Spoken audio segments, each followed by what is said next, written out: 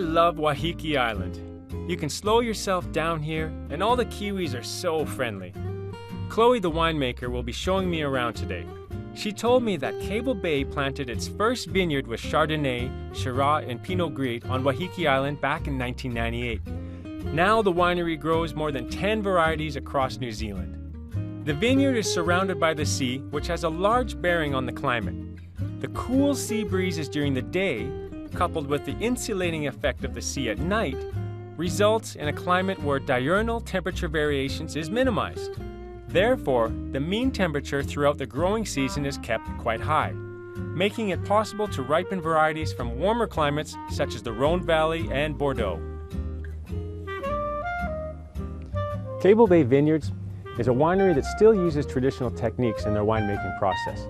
Its white wines are whole bunch pressed, which is a method that basically produces incredibly delicate and aromatic juice. But the focus of this winery is to produce a very good, ultimate wine experience for those with a passion of food and fine wine.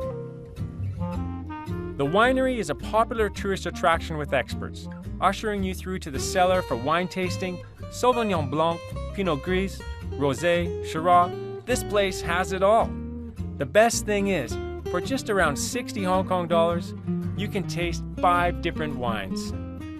Chloe is Cable Bay's winemaker. The art of winemaking is kind of a science when it comes to making wines. The laboratory. Now, this is an exciting part of making wine and a very necessary step. Let's go find out what Chloe's doing. Chloe, how are you? Hello, good, thank you. What have you got here? It's like a magic potion. Yes, yep. Science, there's a lot of science behind winemaking. Okay. It's very important. Yes, this is, I understand, one of the core elements to getting the perfect type of wine? Absolutely, absolutely. Your natural instincts and through tasting wine are just as important as the science behind it, but it's important to back it up with your analysis and you know exactly where your wines Your are data, sitting. all of this. Yep, you need to track everything all the time. This is called an aspiration system. Okay. And what we're doing is we have wine in here and we bubble air through this whole system, and that allows us to measure a certain element that helps the wine to not oxidize. So let's cheers. Cheers. Well, Chloe, it's great to meet you, and of course, Cable Bay wine. And your views are absolutely spectacular. Yeah, it's pretty beautiful on a day like today. It is. So when you're thinking about Waiheke Island, what does Cable Bay have that other regions don't have? Wow, Waiheke is a very unique wine growing region. It's obviously very maritime with all the sea surrounding it, which has a big influence on the temperature from day to night. Oh, okay. The sea sort of acts like a blanket or an insulator, so it's significantly warmer here on the island than it is on the mainland in Auckland, about 3 degrees warmer. Oh, wow. Yeah, Okay. on average. Just that maritime climate coming in. Yes, And yeah. And how about the terroir?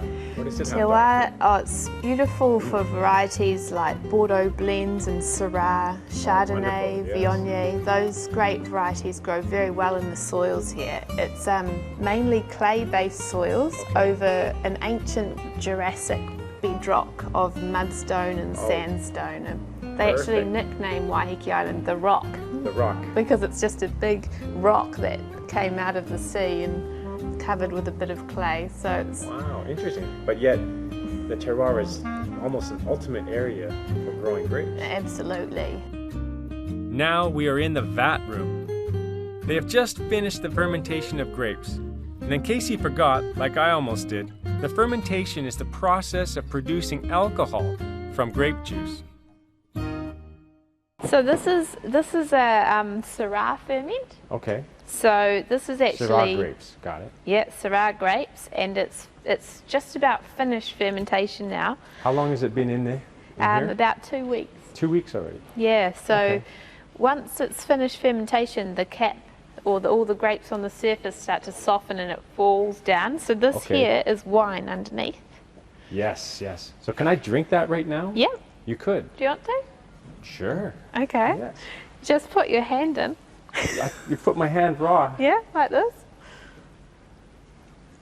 And then drink it right from there. Yeah, okay. Do you want to? Let's try this out. Wow, interesting.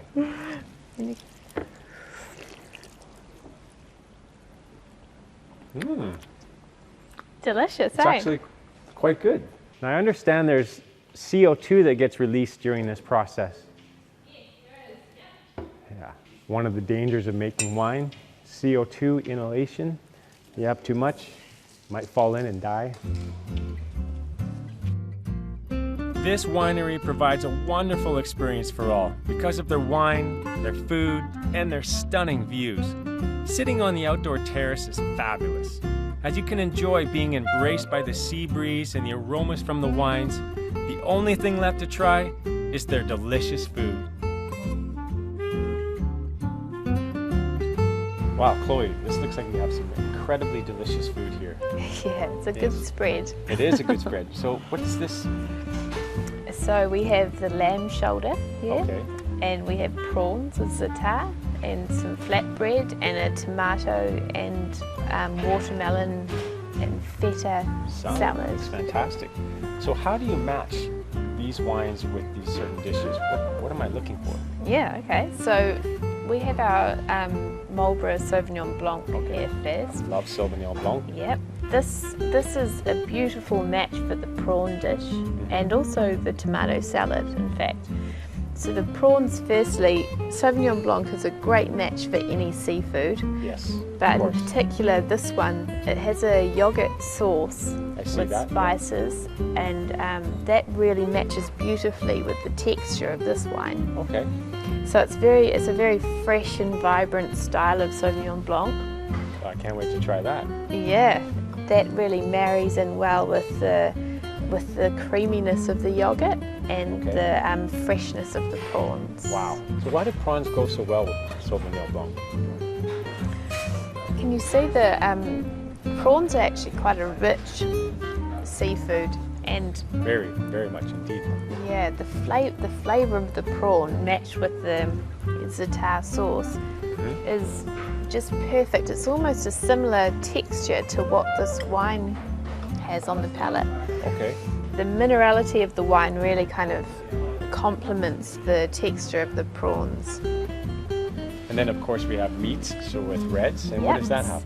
So the lamb shoulder with the Pinot Noir. This is from the same vineyard down in Marlborough, the Awatri Valley vineyard. Pinot Noir and lamb are a very good match. Perfect marriage, is it? Yes, Pinot Noir and lamb. I'll have to remember that. So we've matched this with the Awatri Valley Pinot Noir. Okay. This wine is very feminine. It's really light. It's very pretty on the nose and aromatic. And yes, the texture is quite round and soft and supple. Okay. The flavour of the lamb is always good with Pinot Noir. Slow cooked lamb. Doesn't really get better than that, does it?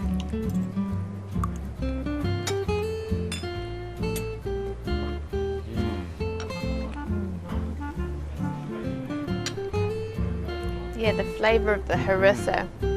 Really. Is that what that is? A harissa? Harissa, yeah. So you noticed a distinct flavour to it for sure. Yeah. Is this one of your favorite parts of your job? When you actually get to see the fruits of your labour, designing and being this, the scientist behind this wine, and then you can complement it with various types of foods? Yeah, This is why you live for, is that right? Yes, yeah. Very rewarding to see, the fruits of your labour on a table and people enjoying it with food. It's a lovely part of the job. Of the experience to others, right? Yes. Wow, fantastic. Well, I really appreciate what you've done for us today. Cheers. Cheers.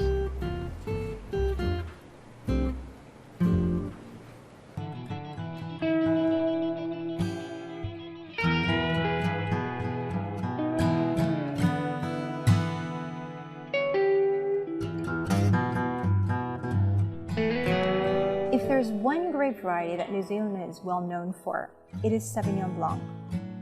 If you look at all the wine lists around the world these days, if you talk to restaurateurs and sommeliers, they will tell you that they must have a New Zealand Sauvignon Blanc on their wine list. Why? Because it's in such great demand and it's so popular as a style, as a crisp, consistent, grass and gooseberry-filled white wine that everybody loves and enjoys.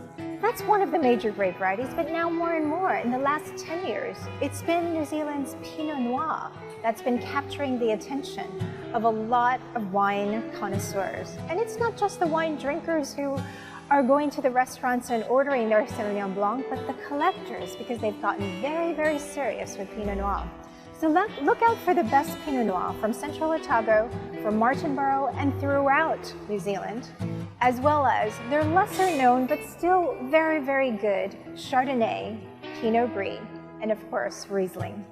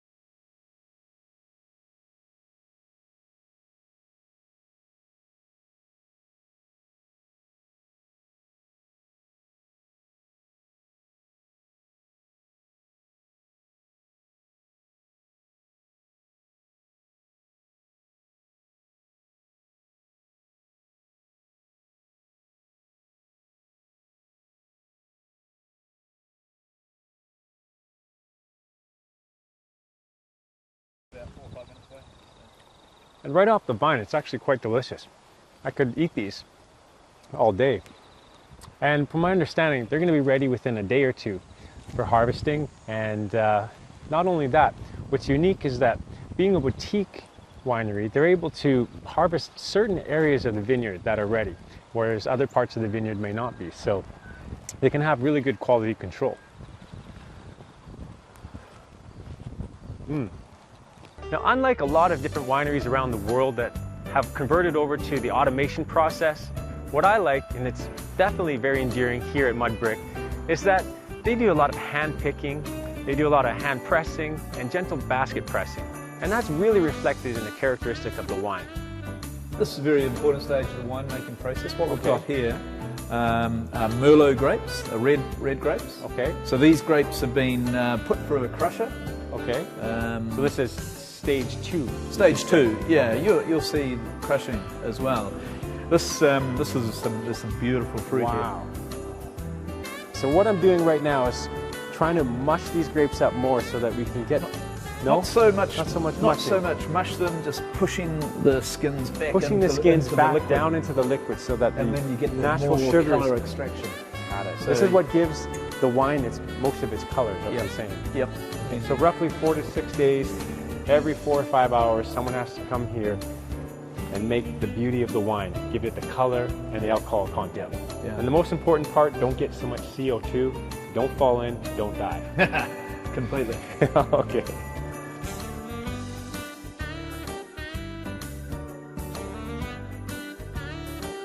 The wines are, of course, fabulous, but don't miss out on the other products from this winery. The shop sells different home products that you can bring back, like honey, hand cream, or even soaps made from Chardonnay. For me, obviously, I'm bringing all the wine back. What have you got to offer here? Yeah, sure. So we're just going to have a look at a couple of our significant wines we produce. This first wine is a white variety. Oh, great. It's the French varietal Chardonnay. So what are some of the best features about the Chardonnay? I think its vibrancy of flavours, and I think those lovely nutty yeasty sort of characters coming through in the wine, and balanced off of that lovely citrusy kind of fruity character. Can you get that? This one here is from the 2013 vintage. It's a grape variety Syrah. Syrah, 213. Yeah. Okay. So I'll have a try of that. And I think the thing with Syrah, it's full-bodied red wine. Okay. It's got heaps of fruit character, but it's also got lovely sort of spicy sort of component to it. Black pepper characters coming through in this particular wine. So an exciting wine to drink. This is one of your top-selling wines?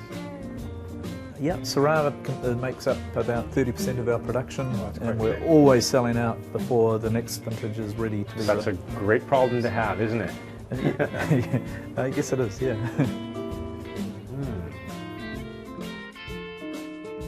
Thank you very much, Nick. Cheers, Nick.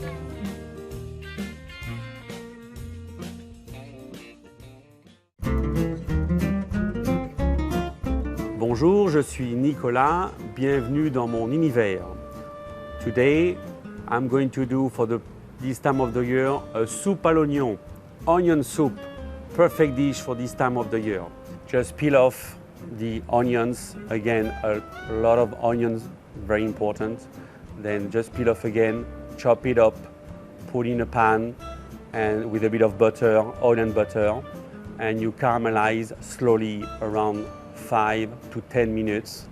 Then you pour all water if you don't have any stock of beef or veal, and again you cook around 20 minutes. On the time is cooking, you prepare your baguette or brioche, grated some cheese like the Comté cheese, gratin it in the oven, and then the time that is ready, your soup will be cooked, just looking after the seasoning, and then it's ready to go. With this, as a pairing, I propose today all red or white. The white is coming more from Jura region or Alsace, or even as a white wine, or even Bourgogne with the Pinot Noir, light.